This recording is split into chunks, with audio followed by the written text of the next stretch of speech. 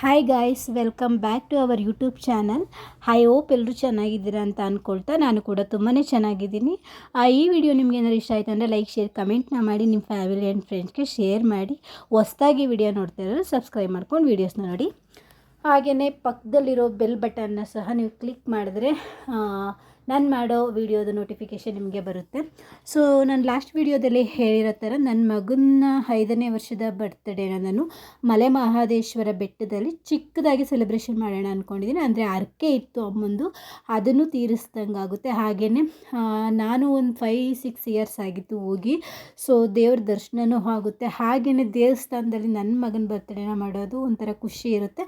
So ಅದಕ್ಕೆ ನಾವು ಅಲ್ಲೇ ಪುಟ್ಟದಾಗಿ ಸೆಲೆಬ್ರೇಷನ್ ಮಾಡೋಣ ಅಂತ ಹೇಳ್ಬಿಟ್ಟು ಮನೆಯಿಂದನೇ 101 ಕಜ್ಜಾಯ ಏನೋ ಮಾಡಿಕೊಂಡು ಅಕ್ಕಿ ತೊಗೊಂಡು 25 kg ದಾಸೋಹಕ್ಕೆ, ಅಂದರೆ ಅನ್ನ ದಾಸೋಹ ಮಾಡ್ತಾರಲ್ವ, ಅಲ್ಲಿಗೆ ಕೊಟ್ಟು ಬೆಳಗ್ಗೆ ಎದ್ದು ಸ್ನಾನ ಎಲ್ಲ ಮುಗಿಸ್ಕೊಂಡು ಪೂಜೆ ಮಾಡಿಕೊಂಡು ರಿಟರ್ನ್ ಆಗೋಣ ಅಂತ ಹೇಳ್ಬಿಟ್ಟು ನಾವು ಗುರುವಾರ 2 ಗಂಟೆ ಆಗಿತ್ತು ಅನಿಸುತ್ತೆ, 2 ಗಂಟೆ ಅಥವಾ 3 ಗಂಟೆಗೆ ಹೊರಟ್ವಿ ನಾವು ಮನೆಯಿಂದ. ಸೊ ಹೋಗ್ತಾ ಇರಬೇಕಾದ್ರೆ ಚಿಕ್ಕದಾಗಿ ಒಂದು ಕ್ಲಿಪ್ಪಿಂಗ್ಸ್ನ ತೊಗೊಂಡಿದ್ದೀನಿ ಅಷ್ಟೇ.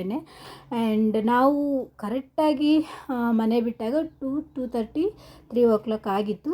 ನಾವು ರೀಚ್ ಆಗೋ ಅಷ್ಟರಲ್ಲಿ ಮಲೆ ಮಹದೇಶ್ವರ ಬೆಟ್ಟಕ್ಕೆ 7:30 ಆಗೋಗ್ಬಿಟ್ಟಿತ್ತು. ಆ್ಯಂಡ್ ನಮ್ಮಮ್ಮ ಆ್ಯಂಡ್ ನಮ್ಮಮ್ಮನ ಫ್ಯಾಮಿಲಿ ಕಡೆಯವರು ಎಲ್ಲರೂ ಕೂಡ ಬಸ್ಸಲ್ಲೇ ಬಂದಿದ್ದರು. ಎಲ್ಲರೂ ಆಲ್ಮೋಸ್ಟ್ ಮೈಸೂರಲ್ಲೇ ಇರೋದ್ರಿಂದ ಎಲ್ಲರೂ ಕೂಡ ಅವರು ಬಸ್ಸಲ್ಲೇ ಬಂದಿದ್ದರು. ಬಿಕಾಸ್ ಅವ್ರಿಗೆ ಕಾರಲ್ಲೆಲ್ಲ ಟ್ರಾವೆಲ್ ಮಾಡೋದು ಅಷ್ಟೊಂದು ಕಂಫರ್ಟಬಲ್ ಇಲ್ಲ, ಅಂದರೆ ವಾಮಿಟಿಂಗ್ ಎಲ್ಲ ಆಗುತ್ತೆ ಅಂತ ಅವ್ರು ಯಾರೂ ಕೂಡ ಕಾರಲ್ಲಿ ಬರಲಿಲ್ಲ. ಸೊ ಅವರೆಲ್ಲ ಬಸ್ಸಲ್ಲೇ ಟ್ರಾವೆಲ್ ಮಾಡಿದರು. ಅಂದರೆ ನಮಗಿಂತ ಮುಂಚೆ ಹೋಗಿ ಅವರು ರೂಮೆಲ್ಲ ಮಾಡಿ ಅಲ್ಲಿದ್ದರು. ಸೊ ನಾವು ಹೋಗೋಷ್ಟೊಂದು 7:30 ಆಗಿಬಿಡ್ತು. ಸೊ ಹೋಗ್ಬೇಕಾದ್ರೆ ನಾವು ಕೇಕ್ ಅಲ್ಲೇ ಎಲ್ಲರೂ ತೊಗೊಂಬಿಡೋಣ ಅಂತ ಅಂದ್ಕೊಂಡು ಹೋದ್ವಿ. ನಾವೇನು ಮಾಡಬೇಕಿತ್ತು ಅಂದರೆ ಮೈಸೂರಲ್ಲೇ ಕೇಕ್ನ ತೊಗೊಂಡು ಕಾರಲ್ಲಿ ಅಲ್ವಾ ಹೋಗ್ತಿದ್ದು, ತೊಗೊಂಡು ಹೋಗ್ಬೋದಿತ್ತು. ಯಾಕಂದರೆ ಕಾರಲ್ಲಿ ನಾನು, ನನ್ನ ಹಸ್ಬೆಂಡ್, ನನ್ನ ಮಗ ಆ್ಯಂಡ್ ನನ್ನ ನಾದಿನಿ ಮಕ್ಕಳಿಬ್ರು ಆ್ಯಂಡ್ ನಮ್ಮ ಅತ್ತೆ, ಇಷ್ಟು ಜನನೇ ಕಾರಲ್ಲಿ ಹೋಗ್ತಿದ್ದು. ನಾನು ಹೇಗಿದ್ರು ಮುಂದೆ ಸ್ವಲ್ಪ ಫ್ರೀಯಾಗಿ ಕೂತ್ಕೊಳ್ತಾ ಇದ್ದೆ, ಕೇಕ್ ಇಟ್ಕೊಂಡು ಹೋಗ್ಬೋದಿತ್ತು. ಬಟ್ ನಾವೇನು ಮಾಡಿದ್ವಿ ಅಂದರೆ ಅಲ್ಲೇ ಹೋಗ್ತಾ ಎಲ್ಲಾದರೂ ಸಿಗುತ್ತೆ, ಅಂದರೆ ಮಹದೇಶ್ವರ ಬೆಟ್ಟದ ಹಿಂದೆ ಯಾವುದಾದ್ರು ಊರಿದ್ರೆ ಅಲ್ಲಿ ತೊಗೊಂಡೋಗೋಣ ಅಂತ ಅಂದ್ಕೊಂಡು ಹೋದ್ವಿ. ಬಟ್ ನಮ್ಮ ಅದೃಷ್ಟಕ್ಕೆ ಅಲ್ಲೆಲ್ಲೂ ಕೂಡ ಬೇಕ್ರಿ ಇರಲಿಲ್ಲ. ಇದ್ದರೂ ಕೂಡ ಎಲ್ಲ ಬರೀ ಅರ್ಧ kg ಅಷ್ಟೇ ಕೇಕ್ ಇದ್ದಿದ್ದು, ಯಾವುದೂ ಕೂಡ ಕೇಕ್ ಇರಲಿಲ್ಲ ಅಲ್ಲಿ. 1 kg 2 kg ಕೇಕು ತುಂಬಾ ಅಪರೂಪ ಅಂತ ಹೇಳ್ಬೋದು. ಒಂದು 10 ಬೇಕ್ರಿ ಇದ್ದರೆ ಅದರಲ್ಲಿ ಒಂದು ಬೇಕ್ರಿಲಿ ಮಾತ್ರ 1 kg ಕೇಕ್ ಒಂದೇ ಒಂದು ಫ್ಲೇವರ್ದು ಇಟ್ಟಿರ್ತಿದ್ರು, ಜಾಸ್ತಿ ಮಾಡಿ ಇಟ್ಟಿರ್ತಿರ್ಲಿಲ್ಲ.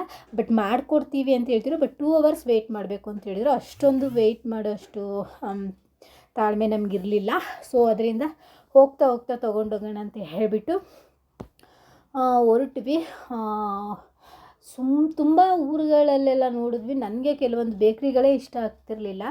ಸೊ ಇಷ್ಟ ಆಗೋ ಬೇಕ್ರಿಲಿ ಕೇಕೇ ಇರ್ತಿರಲಿಲ್ಲ. ಅಂದರೆ ಒಂದು ಅರ್ಧ kg ಅಷ್ಟು ಇರ್ತಿತ್ತು. ನಮಗೆ ಇಲ್ಲ ಅಂದರೆ ಒಂದು 2 kgs ಬೇಕಿತ್ತು. ಎಲ್ಲೂ ಕೂಡ ನಮಗೆ 2 kg ಸಿಗಲೇ ಇಲ್ಲ.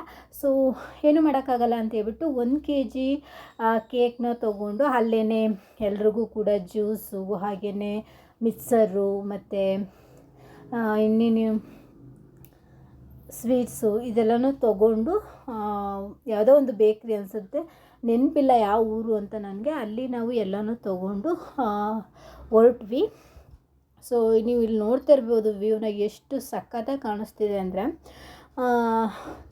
ನನಗಂತೂ ತುಂಬಾ ವೀಡಿಯೋ ಮಾಡ್ಕೊಳ್ಳೋಕೆ ತುಂಬಾ ಖುಷಿ ಆಗ್ತಿತ್ತು. ಎಷ್ಟು ನೀಟಾಗಿದೆ ಅಕ್ಕಪಕ್ಕ, ಅಂದರೆ ನೀವು ನೋಡ್ತಾ ಇರ್ಬೋದು ವೀಡಿಯೋದಲ್ಲಿ ಎಷ್ಟು ನೀಟಾಗಿದೆ ರೋಡೆಲ್ಲ, ಎಷ್ಟು ಚೆನ್ನಾಗಿ ಮಾಡಿದ್ದಾರೆ. ಹಾಗೆಯೇ ಬೆಟ್ಟಗಳು ಕೂಡ ತುಂಬಾ ಚೆನ್ನಾಗಿ ಕಾಣಿಸ್ತಾ ಇತ್ತು. ಆ ವಿಡಿಯೋ ಮಾಡಿಕೊಂಡ್ರೆ ತುಂಬ ಚೆನ್ನಾಗಿ ಕಾಣಿಸುತ್ತೆ ಅಲ್ವ ಅಂದ್ಬಿಟ್ಟು ನಾನು ಅಲ್ಲೂ ಸ್ವಲ್ಪ ವೀಡಿಯೋಸ್ನ ಶೂಟ್ ಮಾಡಿಕೊಂಡೆ. ಆ್ಯಂಡ್ ನನ್ನ ಮೊಬೈಲಲ್ಲಿ ಸ್ಟೋರೇಜ್ ಕೂಡ ಜಾಸ್ತಿ ಆಗೋಗಿತ್ತು. ಸೊ ಅಲ್ಲಲ್ಲೇ ಸಮ್ ವೀಡಿಯೋಸ್ನ ಡಿಲೀಟ್ ಮಾಡಿ ವೀಡಿಯೋಸ್ನ ಮಾಡ್ಕೊಳ್ತಾ ಇದ್ದೀನಿ. ಆ್ಯಂಡ್ ಲಾಸ್ಟ್ ನಾನು ಮಹದೇಶ್ವರ ಬೆಟ್ಟಕ್ಕೆ ಹೋಗಿದ್ದು ನನ್ನ ಮಗನ ನಾಮಕರಣದಲ್ಲಿ. ಅಂದರೆ ಅಮ್ಮ ಮನ್ವಿ ತುಟ್ಟಿದ್ರೆ ಮಹದೇಶ್ವರ ಬೆಟ್ಟಕ್ಕೆ ಬಂದು ಅಲ್ಲಿ ಹೆಸರನ್ನು ಕೂಗಿಸಿ ಚಿನ್ನದ ತೇರನ್ನ ಎಳಿಸ್ತೀನಿ ಅಂತ ಅರ್ಸ್ಕೊಂಡಿದ್ರು. ಸೊ ಆವಾಗ ಹೋಗಿದ್ದು. ನಮ್ಮ ಮನ್ವಿ ತುಟ್ಟಿದ್ದ ಮೊದಲನೇ ವರ್ಷದಲ್ಲಿ ಹೋಗಿದ್ದು, ಇನ್ನು ಹೋಗೇ ಇರಲಿಲ್ಲ. ಸೊ ಈ ಸರಿ ಹೋಗಲೇಬೇಕು ಅಂತ ಹೇಳಿ ಅಲ್ಲಿಗೆ ಹೋದ್ವಿ. ಸೊ ಹೋಗೋ ಅಷ್ಟರಲ್ಲಿ ಅಮ್ಮ ತಮ್ಮ ಇಬ್ಬರು ಸೇರಿ ಅಲ್ಲಿ ಅವು 2 ರೂಮ್ನ ಆಲ್ರೆಡಿ 1 ವೀಕ್ ಹಿಂದೆಯೇ ರೂಮ್ನ ಬುಕ್ ಮಾಡಿದ್ವಿ ನಾವು.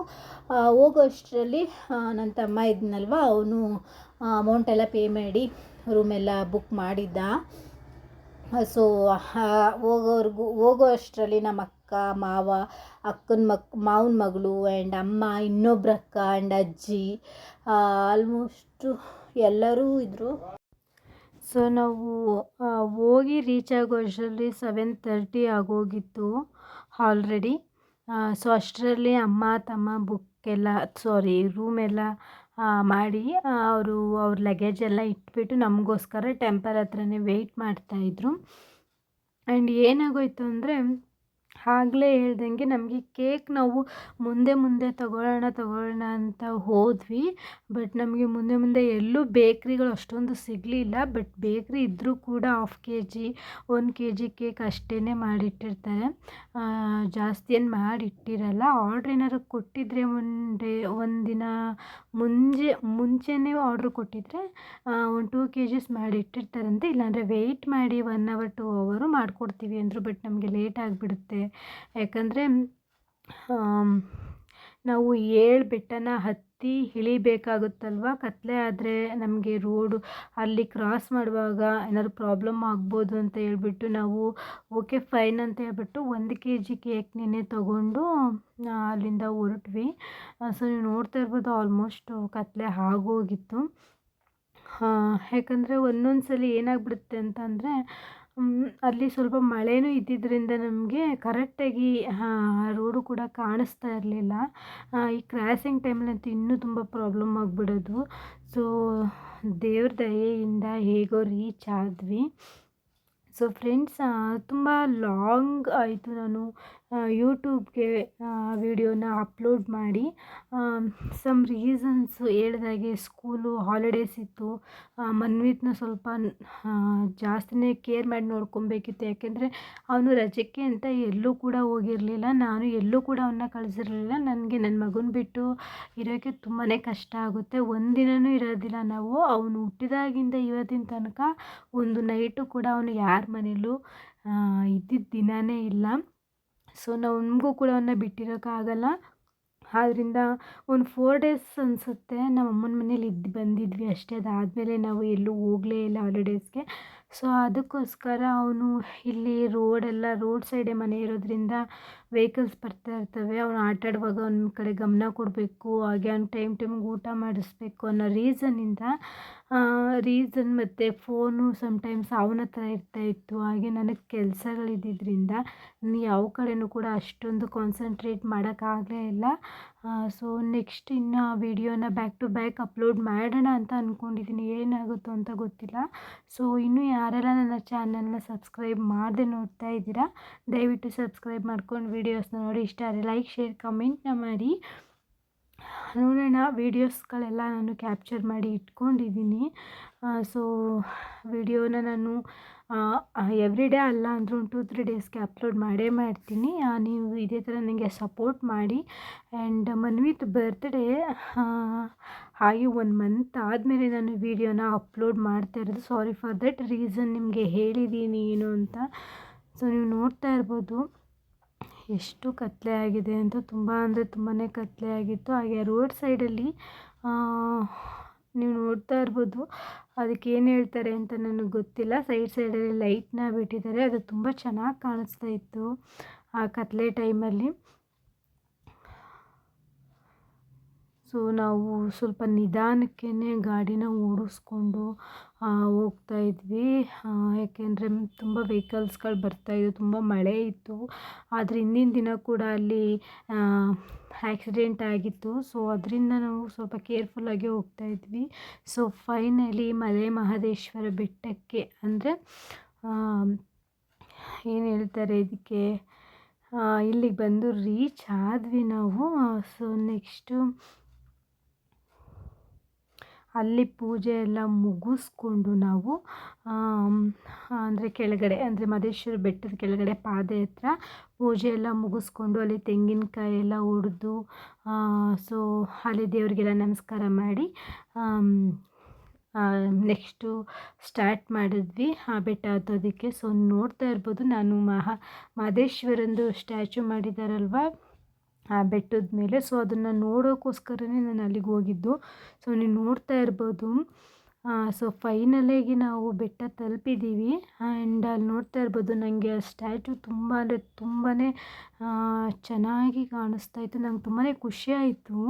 ಯಾವ ಸೈಡ್ ನಿಂತ್ಕೊಂಡು ನೋಡಿದ್ರು ಕೂಡ ಮಹದೇಶ್ವರಂದು ಸ್ಟ್ಯಾಚು ಕಾಣಿಸುತ್ತೆ. ಅಲ್ಲಿ ತುಂಬ ಚೆನ್ನಾಗಿ ಮಾಡಿದ್ದಾರೆ. ಇನ್ನೂ ಕೂಡ ಅಲ್ಲಿಗೆ ಎಂಟ್ರಿ ಇಲ್ವಂತೆ. ಸೊ ಇನ್ನೂ ಕೆಲಸಗಳು ನಡೀತಾ ಇದೆಯಂತೆ. ಬಟ್ ದೂರದಿಂದ ಮಾತ್ರ ಅದ್ಭುತವಾಗಿ ಕಾಣಿಸ್ತಾ ಇದೆ. ನಿಜವಾಗ್ಲೂ ಕೂಡ ಮಹದೇಶ್ವರ ಹುಲಿ ಮೇಲೆ ಕೂತಿರೋ ಥರನೇ ಕಾಣಿಸ್ತಾ ಇದೆ ನನಗೆ. ಸೊ ನೋಡಿ ನಿಜವಾಗ್ಲೂ ನನಗೆ ತುಂಬಾ ಖುಷಿಯಾಯಿತು. ಸೊ ಅದಾದಮೇಲೆ ಇವಾಗ ರೂಮ್ಗೆಲ್ಲ ಹೋಗಿ ಫ್ರೆಶ್ ಅಪ್ ಆಗಿ ಲಗೇಜೆಲ್ಲ ಇಟ್ಟು ಇವಾಗ ದೇವಸ್ಥಾನಕ್ಕೆ ಅಂತ ಬಂದಿದ್ದೀವಿ. ಸೊ ಇಲ್ಲಿ ನೋಡ್ತಾ ಇರ್ಬೋದು, ಇವಾಗ ನಾವು ಊಟಕ್ಕೆ ಅಂತ ಲೈನಲ್ಲಿ ನಿಂತಿದ್ದೀವಿ. ತುಂಬ ಅಂದರೆ ತುಂಬಾ ರಶ್ ಇತ್ತು. ಸೊ ಇದು ಬಂದುಬಿಟ್ಟು ನಮ್ಮ ಮಾವನ ಮಗಳು. ಸೊ ವೀಡಿಯೋ ಮಾಡ್ಕೊಳ್ತಾ ಇದ್ದೆ. ಸೊ ಮುಖನ ಮುಚ್ಕೊಳ್ತಾ ಇದ್ದಾಳೆ. ನನ್ನನ್ನು ವೀಡಿಯೋದಲ್ಲೆಲ್ಲ ತೋರಿಸ್ಬೇಡ, ಕಾಲೇಜಲ್ಲಿ ರೇಗಿಸ್ತಾರೆ ಅಂತ.